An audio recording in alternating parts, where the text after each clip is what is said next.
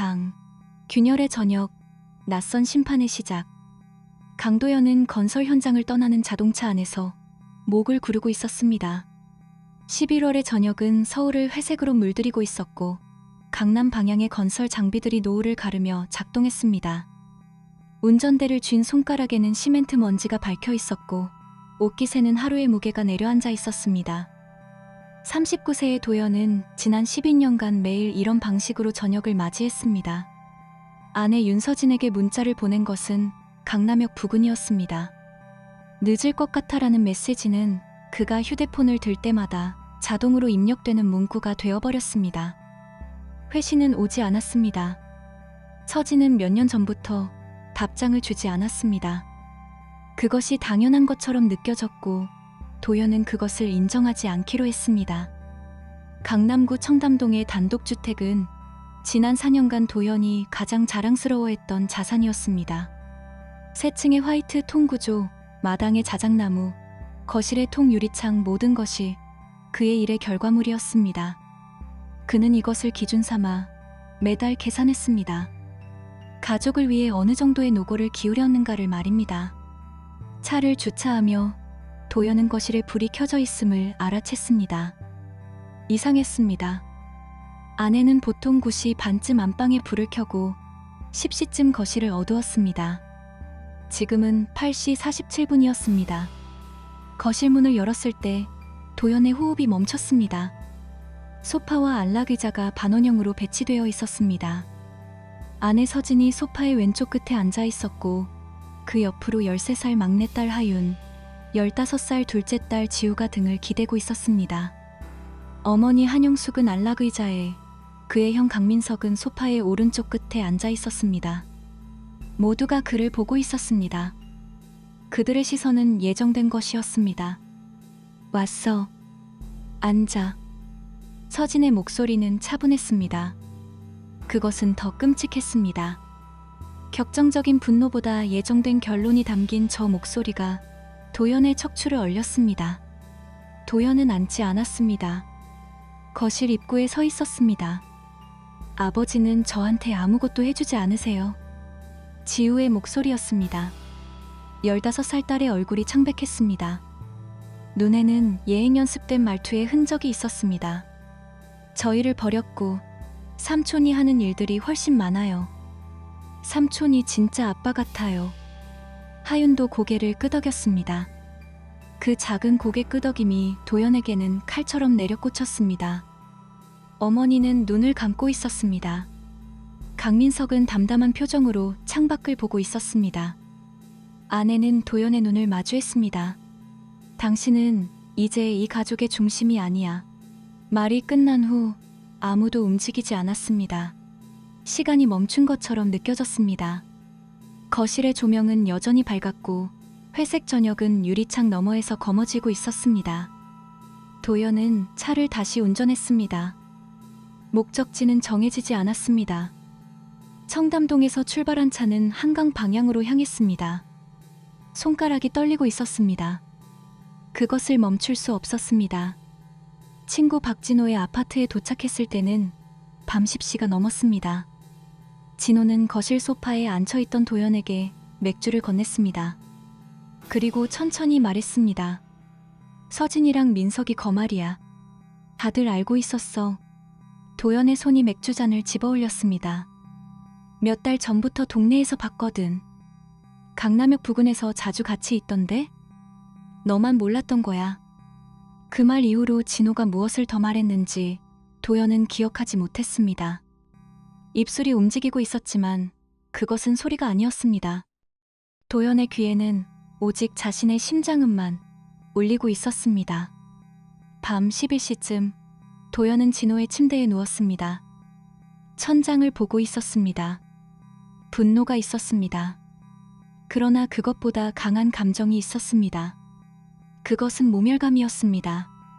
자신에 대한, 자신의 판단에 대한, 자신이 읽어온 모든 것에 대한 모멸감이었습니다. 확실히 알아야겠다. 도연이 중얼거렸습니다. 천장의 형광등이 희미하게 떨리고 있었습니다. 이게 진실이라면 가만히 있지 않겠. 11월의 밤은 깊어지고 있었습니다. 창밖의 서울 하늘은 검은색이었고 강도연의 시간은 두 개로 나뉘고 있었습니다. 이전과 이후로 말입니다. 장, 진실의 파편, 배신의 그림자를 보다 도연은 반년 전에 가족 사진을 들었습니다. 진호의 거실 책장에 놓여있던 스마트폰으로 자신의 갤러리를 넘기고 있었습니다. 지난 6월 강민석의 생일 자리였습니다. 그때의 서진은 달랐습니다. 사진 속 아내는 도연의 팔에 기대어 있었습니다. 표정이 부드러웠습니다. 생일 케이크 앞에서 촬영한 그 사진에서 서진은 웃고 있었습니다. 진정한 웃음이었습니다. 언제부터였을까요? 도연은 시간을 거슬러 올라갔습니다. 7월이었습니다. 형민석이 새로운 일을 시작했다고 했을 때입니다. 재정 자문을 해주는 회사인데 너도 관심 있으면 연결해줄게라고 말했습니다. 도연은 그때 신경 쓰지 않았습니다. 건설사 경영으로 바빴고 형의 사업 제안은 흔했으니까요. 8월이었습니다. 서진이 민석이 형이 정말 좋은 사람이네라고 처음 말했을 때입니다. 아무렇지 않은 말이었습니다. 저녁을 하며 흘러나온 말이었습니다. 도연은 응이라고만 답했습니다. 그 대답이 결과적으로는 모든 것을 허용했던 것 같았습니다. 9월이었습니다. 도연이 출장으로 부산에 가 있을 때였습니다. 돌아오니 거실이 정리되어 있었습니다. 민석이가 좋은 가구 가게를 알아서 추천해줬어라고 서진이 말했습니다. 그 문장 속에는 이미 빈틈이 있었습니다. 돌이켜보면 그때부터였습니다. 아내의 말에서 도연이 사라지고 있던 것은요. 지우와 하윤의 변화는 더 빨랐습니다. 가을 방학 때 삼촌이 우리 영어학원 옆 카페에서 공부하게 해줬어라는 말부터 시작되었습니다. 딸들은 날이 갈수록 삼촌의 이야기를 더 많이 했습니다. 도연은 그것을 무시했습니다. 일이 많았으니까요. 피곤했으니까요. 가장 명확한 변화는 10월이었습니다. 도연이 집에 일찍 돌아왔을 때였습니다. 서진이 거실에서 전화를 끝내려고 했습니다. 내일 뵐게요라는 말과 함께 통화를 끝냈습니다. 발신자 표시는 민석이었습니다. 밤 11시였습니다. 뭐 하는 거야? 도연이 물었습니다. 그냥 내일 모임 시간 확인하는 거야 라고 서진이 답했습니다. 그것은 거짓이었습니다. 도연은 그제야 알 수 있었습니다. 아내의 눈이 흔들렸었습니다. 그 순간의 기억이 11월의 밤중에 도연을 깨웠습니다. 도연은 월요일 아침 사무실로 복귀했습니다. 건설사 회의실에 앉아 있으면서도 그의 머릿속은 다른 곳을 맴돌았습니다. 휴대폰을 들었습니다. 카톡 기록을 열었습니다. 아내와의 대화는 지난 2개월간 실질적인 내용이 거의 없었습니다. 늦어, 밥 해놨어, 먹지마 같은 단편적 문장들 뿐이었습니다. 온기가 없었습니다. 형과의 채팅은 어떨까요? 도연은 몸을 굽혀 서진의 휴대폰을 켜는 것을 상상했습니다. 하지만 그러지 않았습니다. 그 대신 그는 다른 방법을 선택했습니다. 금융계좌 추적이었습니다. 도연은 가정용 카드의 월별 사용 내역을 확인했습니다. 지난 3개월간 서진의 사용 패턴이 눈에 띄게 변했습니다. 강남역 미식당에서의 결제가 증가했습니다.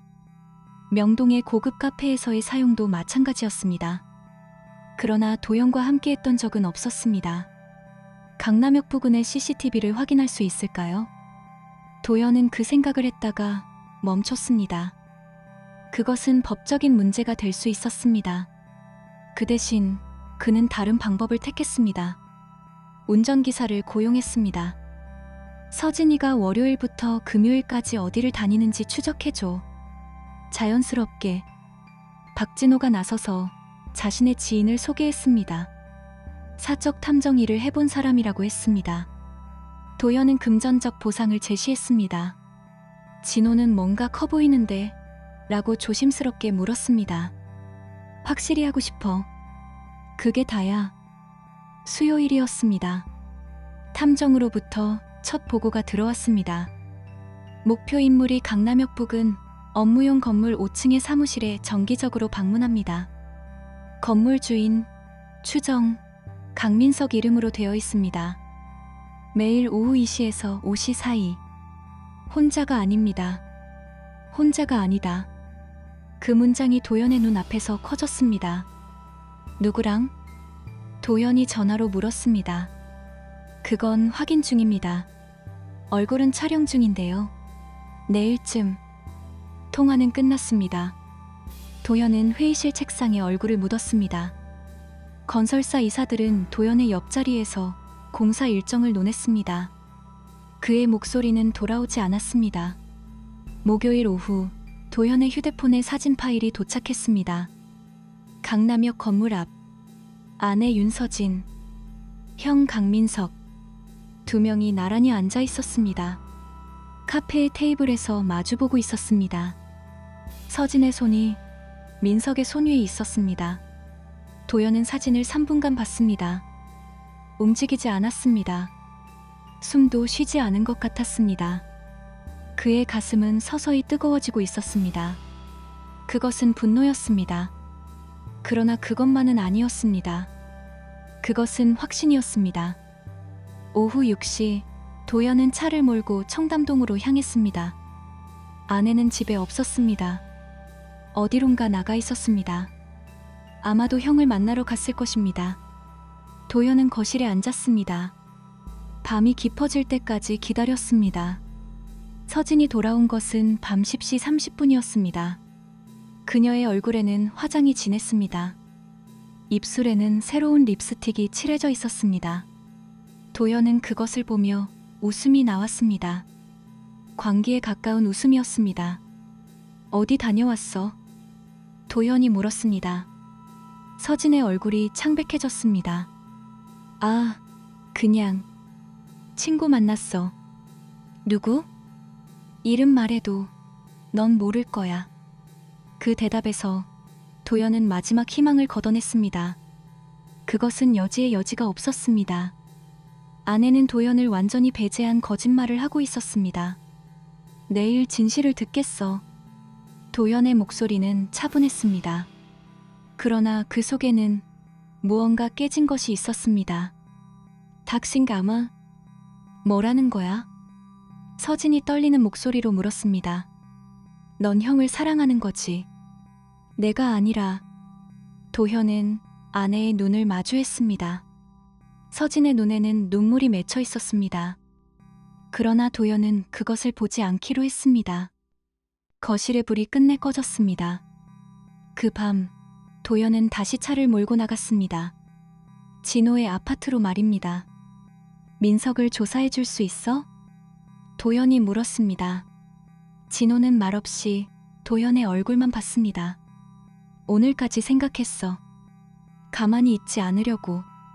넘어가지 않을 거야. 침묵이 흘렀습니다. 그놈이 뭐 하는지, 누가 뒷받침해 주는지, 돈은 어디서 나오는지 다 알아내야겠어. 도연의 주먹이 소파 팔걸이를 내려쳤습니다. 가볍지 않은 충격이었습니다. 난 이 가족을 지켜왔어. 일하고, 돈 벌고, 집 사주고, 모든 걸 했어. 그런데 넘어가? 웃기지 않아. 진호는 천천히 고개를 끄덕였습니다. 오랜 친구였던 그는 도연의 변화를 감지했습니다. 그것은 복수의 시작이었습니다. 밤 11시 47분, 도연은 결심했습니다. 내일부터 시작해. 장, 폭풍 전야, 싸움은 이제 시작이다. 강도연은 변호사 이준호의 사무실 앞에 서 있었습니다. 강남역 근처의 법률 건물 21층. 밤 8시 반이었습니다. 회사 업무를 마친 후 도연은 직접 이곳을 찾아왔습니다. 자료는 충분합니다. 이준호 변호사는 도연이 제출한 파일들을 정리하며 말했습니다. 카드 사용 내역, 탐정 보고서, 사진 증거, 그리고 서진의 핸드폰에서 확보한 메시지 기록들이었습니다. 법적으로는 문제 없나요? 도연이 물었습니다. 자료 확보 방식이 다소 회색 지대지만 증거 능력은 충분합니다. 더 중요한 것은 당신이 이미 배우자의 부정행위를 객관적으로 입증했다는 점이죠. 이준호는 안경을 벗었습니다. 그의 눈빛은 냉정했습니다. 이혼 소송에서 위자료와 재산 분할은 당신이 크게 유리합니다. 그러나 혼인 파탄의 책임을 온전히 배우자에게 물을 수 있다는 점이 더 중요하죠. 도연은 고개를 끄덕였습니다. 형은 어떻게 되나요? 강민석이 이미 혼인한 상태라면 배우자 강윤서진에 대한 불법 행위 책임을 물을 수 있습니다. 위자료 청구 대상입니다. 혼인 관계를 파탄시킨 제3자로서요. 침묵이 흘렀습니다. 도연의 손가락이 책상을 누르고 있었습니다. 준비하는데 며칠이 필요한가요? 3일이면 충분합니다. 그 사이 상대방에게 조정 신청을 전달하겠습니다.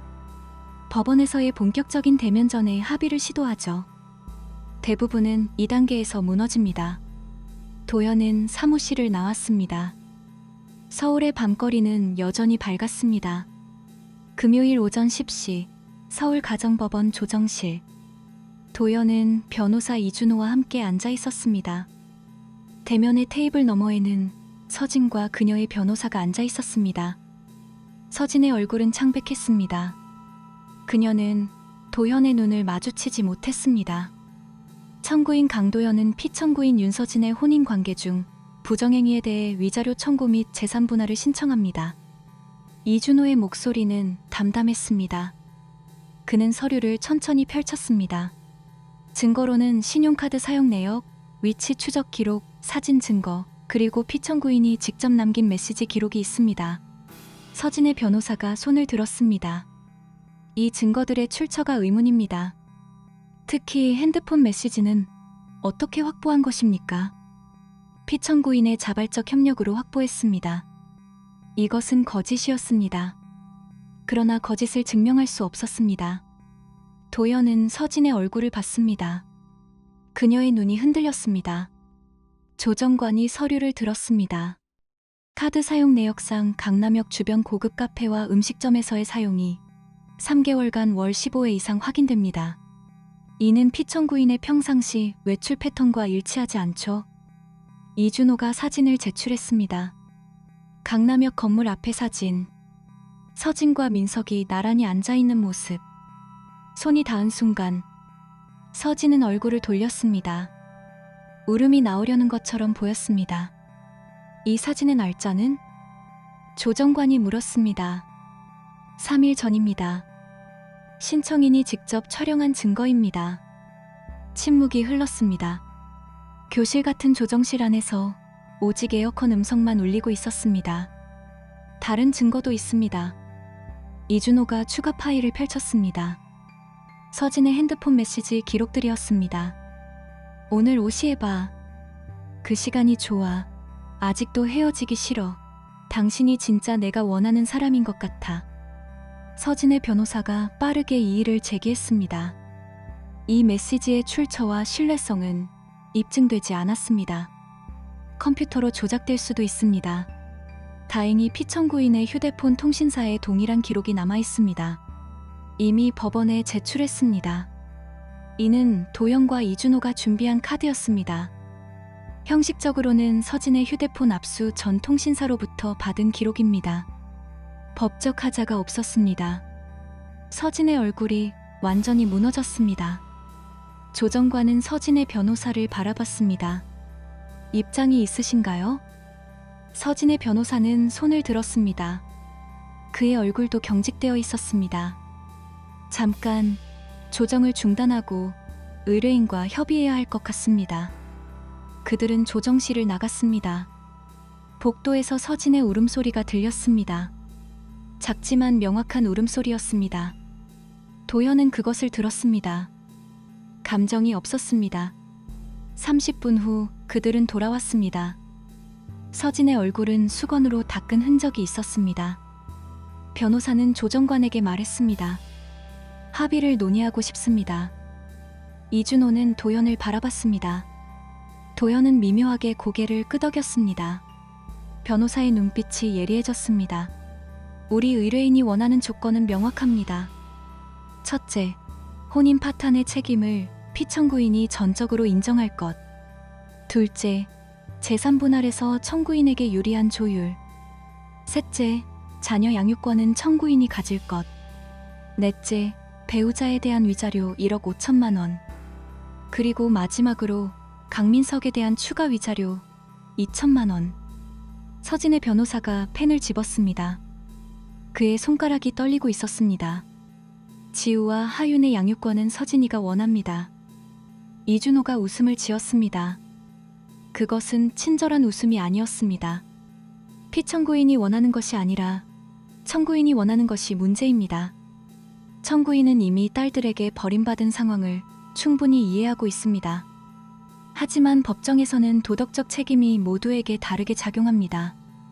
피청구인의 부정행위로 인한 가족 붕괴에 대해 자녀들이 겪을 심리적 손상은 청구인이 아닌 피청구인의 책임입니다. 침묵이 흘렀습니다.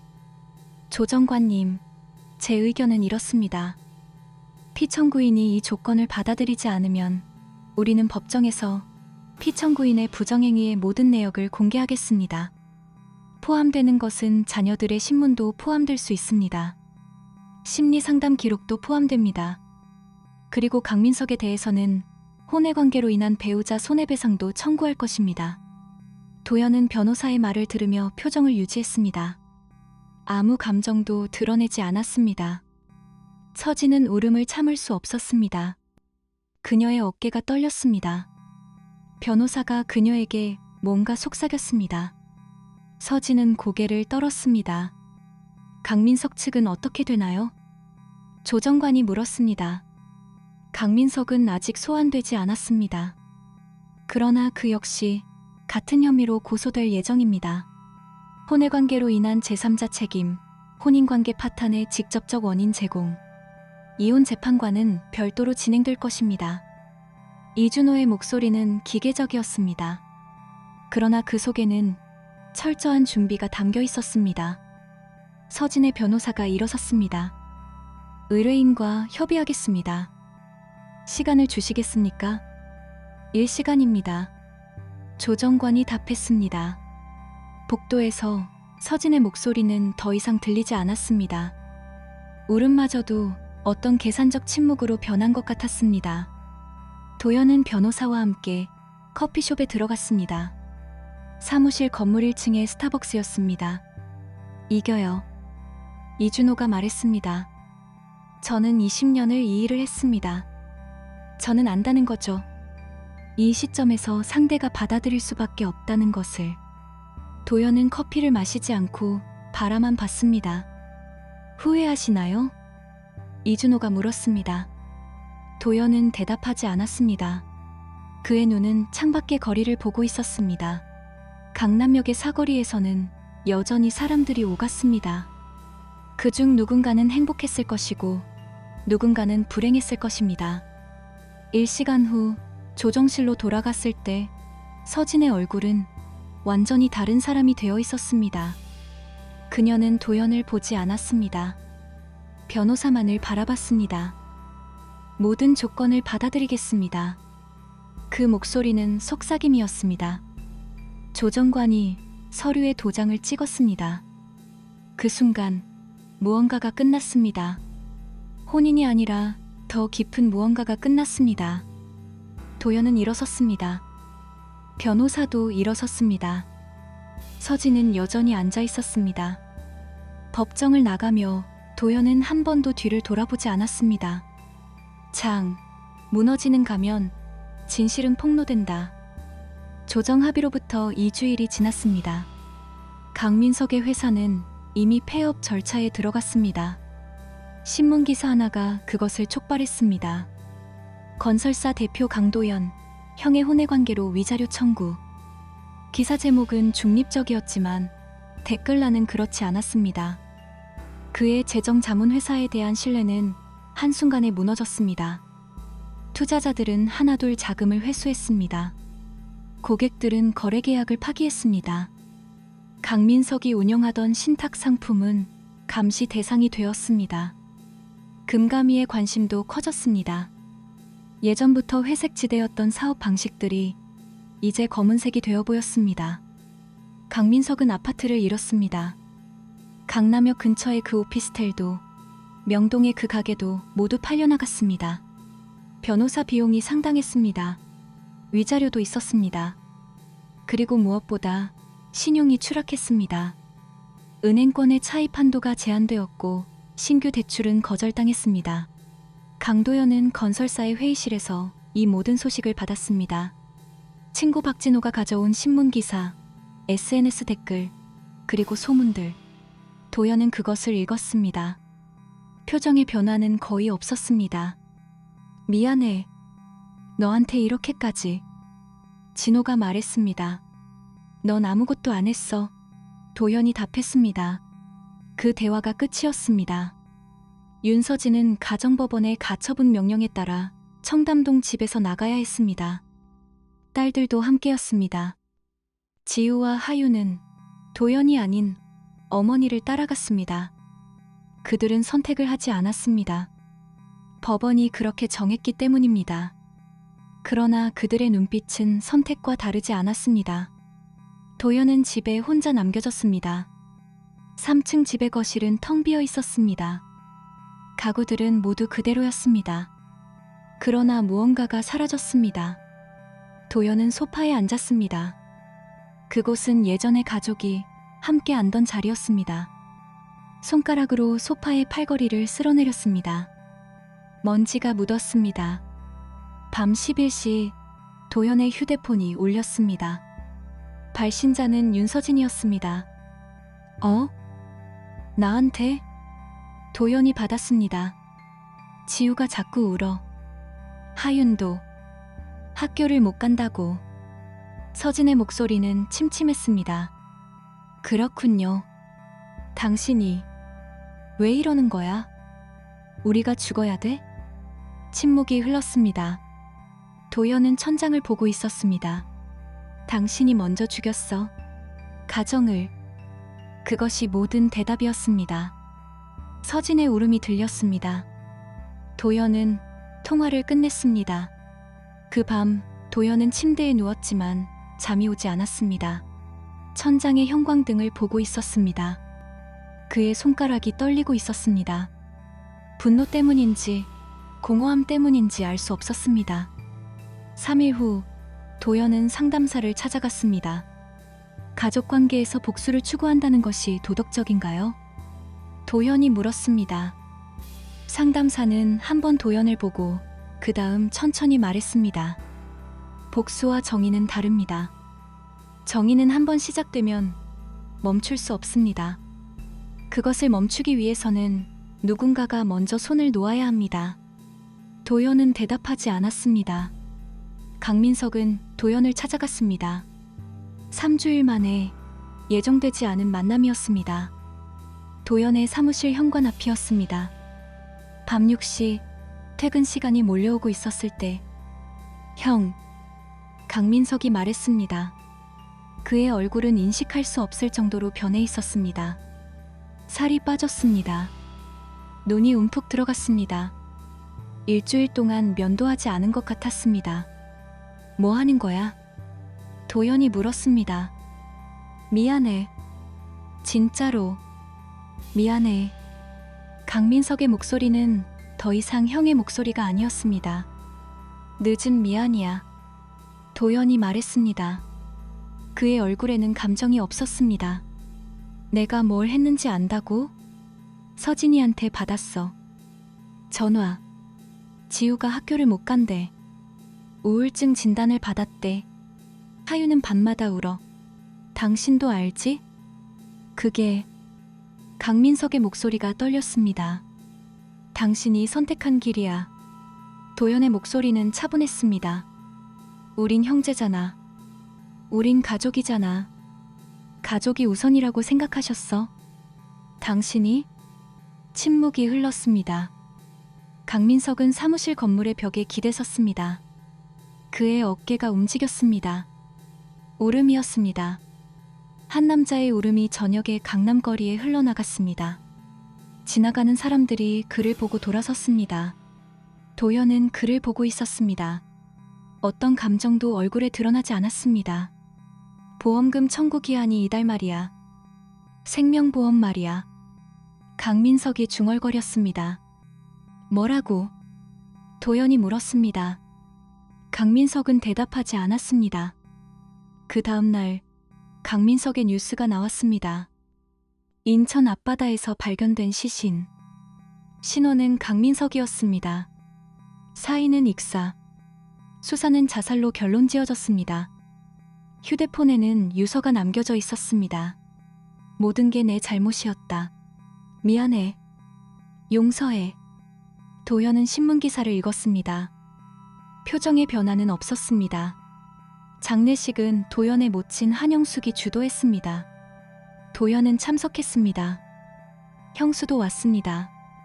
그녀의 얼굴은 회색이었습니다. 딸도 와야 하지 않을까 생각했지만 딸은 오지 않았습니다. 도연은 위패 앞에 섰습니다. 향을 피웠습니다. 절을 했습니다. 그러나 기도는 하지 않았습니다. 무엇을 기도할지 알 수 없었습니다. 도연아. 어머니가 다가왔습니다. 응. 너는 미안하지 않아? 침묵이 흘렀습니다. 내가 옳은 일을 했는지 모르겠어요. 엄마. 도연이 말했습니다. 어머니는 아들의 어깨에 손을 놓았습니다. 그것이 모든 것이었습니다. 말이 아닌 침묵의 말씀. 2개월 후 도연은 건설사의 대표직을 사퇴했습니다. 그는 자문회사를 설립했습니다. 건설 산업의 투명성과 윤리를 다루는 회사였습니다. 형이 남긴 돈으로 형의 실수를 바로잡기 위해서였습니다. 지호와 하윤은 아직도 도연을 만나지 않았습니다. 하지만 도연은 그들의 학비를 냈습니다. 익명으로 그들이 모르는 사이에 심리 상담비도 냈습니다. 모두 익명이었습니다. 어느 날 오후 도연은 청담동의 집을 팔기로 결정했습니다. 그곳에는 너무 많은 기억이 있었습니다. 결혼식 전날의 기대감, 딸들의 웃음, 그리고 그 모든 것이 무너져 내리는 소리. 새 집은 한강변의 작은 원룸이었습니다. 39세의 도연은 그곳에서 혼자 시작하기로 했습니다. 어느 저녁 도연은 한강다리 위에 서 있었습니다. 물이 흐르는 소리를 들었습니다. 그것은 계속 흘러갔습니다. 멈추지 않았습니다. 복수는 끝났다. 도연이 중얼거렸습니다.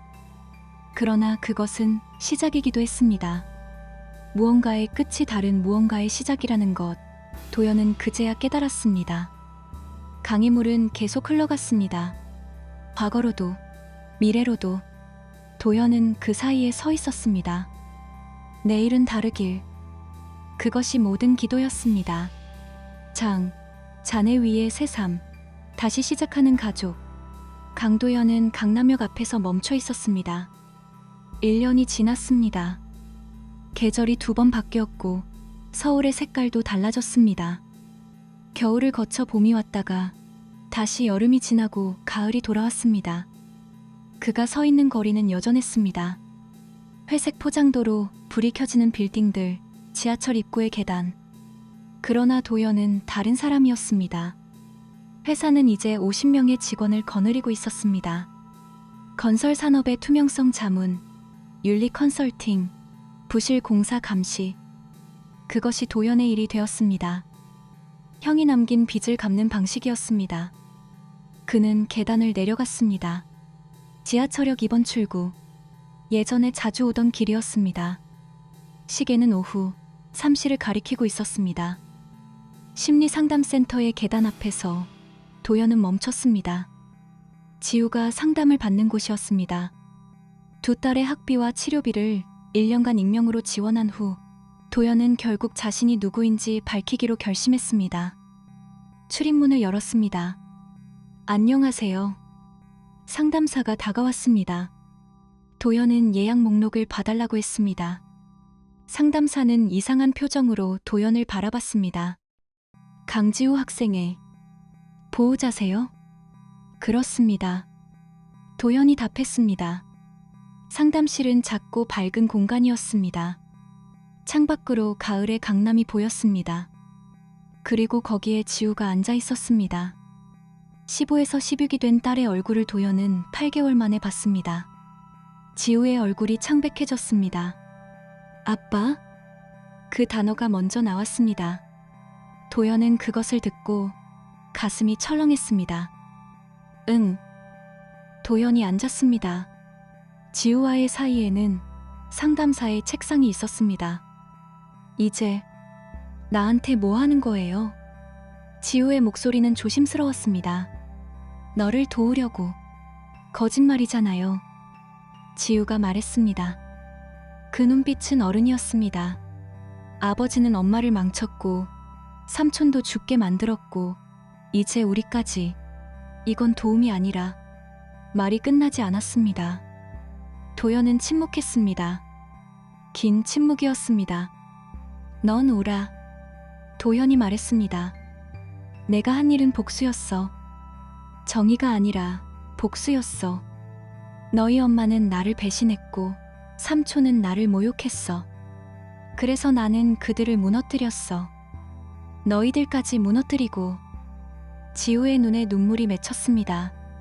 미안하다는 말은 충분하지 않을 거 알아. 하지만 미안해. 진심으로. 도연의 목소리는 흔들렸습니다. 그것이 1년 만의 감정 표현이었습니다. 앞으로 뭘 할 거예요? 지우가 물었습니다. 너희 치료를 계속 지원하고 너와 하윤의 교육을 책임지고 올바르게 살아가려고 노력할 거야. 도연이 답했습니다. 엄마와 할아버지를 도와야 하는 거 아닌가요? 침묵이 흘렀습니다. 너희 엄마는 이미 새로운 삶을 시작했어. 그녀를 도울 책임은 나에게 없어. 그럼 나와 하윤은? 너희는 내 딸이야. 그것은 시간이나 상황으로 바뀌지 않아. 지우는 고개를 떨어뜨렸습니다. 상담사가 조심스럽게 시간이 다 됐다고 말했습니다. 도연은 일어섰습니다. 다음 주에 또 올 거야. 너와 하윤을 함께 데려와. 지우는 대답하지 않았습니다. 윤서진은 강남의 작은 카페에서 일하고 있었습니다. 도연이 그곳을 찾아간 것은 2주일 후였습니다. 상담사가 조언했습니다. 아내분과도 만나시는 게 좋을 것 같습니다. 완전한 종료를 위해서. 서진은 도연을 보고 깜짝 놀랐습니다. 여기. 왜? 말을 할 필요가 있을 것 같아서. 도연이 앉았습니다. 손님이 아닌 누군가로서. 지우와 하윤이 어때? 도연이 물었습니다. 서진은 한동안 대답하지 않았습니다. 지우는 이제 학교를 간다고. 하윤도 밤에 덜 울어. 다행이야. 침묵이 깊어졌습니다. 당신이 계속 도와줄 거야? 서진이 물었습니다. 그래. 딸들을 위해. 도연이 답했습니다. 나는? 서진의 목소리는 희미했습니다. 도연은 천천히 아내의 눈을 마주했습니다. 넌 내 아내가 아니야. 더 이상은. 그 말은 가혹했습니다. 하지만 그것이 진실이었습니다. 나도. 미안해. 진짜로. 서진이 말했습니다. 그녀의 손가락이 카운터를 누르고 있었습니다. 알아. 도연이 답했습니다. 그런데 그것만으로는 충분하지 않아. 우리 가족은 이미 끝났어. 도연은 자리에서 일어섰습니다. 고마워. 서진이 중얼거렸습니다. 뭐라고? 우리 딸들을 버리지 않아줘서. 도연은 카페를 나갔습니다. 등 뒤에서 서진의 울음이 들렸는지 아닌지 확인하지 않았습니다. 가을은 더 깊어졌습니다. 한강변의 원룸에서 도연은 딸들과 저녁을 먹었습니다. 월 1회의 만남이 이제 월 2회가 되었습니다. 지우는 여전히 도연을 직접 부르지 않았습니다. 하지만 그녀는 비로소 웃기 시작했습니다. 하윤은 더 빨랐습니다. 어린 나이에 그녀는 단순했습니다. 아버지는 밥을 사주고 숙제를 봐주고 때론 실수를 한다. 그것으로 충분했습니다. 아빠, 내일 운동회 있어. 하윤이 말했습니다. 도연의 가슴이 철렁했습니다. 가도 돼? 하윤이 물었습니다. 응. 꼭 갈게. 도현이 답했습니다. 지우는 아무 말도 하지 않았습니다. 하지만 그녀도 듣고 있었습니다. 한강의 바람이 창문으로 들어왔습니다. 11월의 바람은 차가웠습니다. 도연이 회사에 복귀한 날, 박진호가 찾아왔습니다. 요즘 봤어? 진호가 물었습니다. 누가? 민석이 아내. 도연이 고개를 들었습니다. 형수가 뭔데? 강민석 추모재단을 만들었어. 건설산업 투명성 교육을 위해서. 그게 너 회사 이념이랑 비슷하더라고. 도연은 아무 말도 하지 않았습니다. 며칠 후 도연은 형수를 만났습니다. 강민석의 아내 정민은 여전히 검은 옷을 입고 있었습니다. 1년이 지났지만 그녀의 슬픔은 색을 바꾸지 않았습니다. 만나줘서 고마워. 정민이 말했습니다. 형수님. 도연이 인사했습니다. 내가 도와줄 게 있다고 생각했어. 너 형이 뭘 했는지 나도 어느 정도는 알아. 정민의 목소리는 담담했습니다. 그런데도 도연이 물었습니다. 죽은 사람을 어떻게 판단하겠어? 그냥 남은 사람들이 어떻게 살아가야 하는지만 생각해. 너 형이 남긴 것을 좋은 방향으로 쓸 수 있다면 그것도 의미 있지 않을까. 도연의 눈이 따뜻해졌습니다. 감사합니다. 도연이 말했습니다. 나는 도움을 줄 수 있는 게 이것뿐이야. 하지만 이것도 너희가 계속해 줄 수 있다면 좋겠어. 정민은 도연의 손을 잡았습니다. 그것은 용서의 손잡음이 아니었습니다. 공동의 책임을 나누는 손잡음이었습니다. 겨울이 오려고 했을 때 도연은 청담동 집을 완전히 비웠습니다. 마지막 짐은 아내의 결혼 반지였습니다. 도연은 그것을 상자에 넣고 우체국으로 갔습니다. 서진에게 보냈습니다. 편지를 함께. 너의 새로운 삶에 이것은 필요 없을 거야. 하지만 혹시 모르니 돌려줘. 이건 너의 과거이기도 하고 내 과거이기도 하니까. 지우와 하윤을 잘 부탁해. 나도 최선을 다할게. 그뿐이었습니다. 12월의 강남은 크리스마스 장식으로 물들고 있었습니다. 도연은 한강변의 원룸에서 책상 위에 서류를 정렬했습니다. 건설사 감시 시스템, 산업윤리교육, 피해자 보상 프로그램. 형이 남긴 돈이 이제 사회로 흘러나가고 있었습니다. 지우는 아직도 아버지라고 부르지 않습니다. 하지만 3주 전 그녀는 도연에게 학교 성적표를 보여줬습니다. 나아진 점수들. 그리고 그녀는 웃었습니다. 진정한 웃음이었습니다. 도연은 창밖을 봤습니다. 한강은 여전히 흐르고 있었습니다. 아침마다 도연은 기상합니다. 일을 하고 딸들을 만나고 형수와 대화합니다. 저녁이 되면 가을에 한강을 걸어봅니다. 복수는 끝났습니다. 그러나 책임은 남았습니다. 도연은 그것을 받아들였습니다. 올바르게 살아가기. 그게 나에게 남겨진 유일한 길이야. 도연이 혼잣말했습니다. 한강의 물이 계속 흐릅니다. 과거도 미래도 함께 흐르면서 도연은 그 사이에 서 있습니다. 더 이상 분노도 없고 무의미한 복수도 없습니다. 다만 남겨진 책임 속에서 계절이 바뀌고 딸들의 웃음이 늘고 형의 죽음이 의미 있는 것으로 변환되길 바라며 그것이 강도연의 새로운 삶이었습니다. 그리고 그것이 마침내 충분했습니다.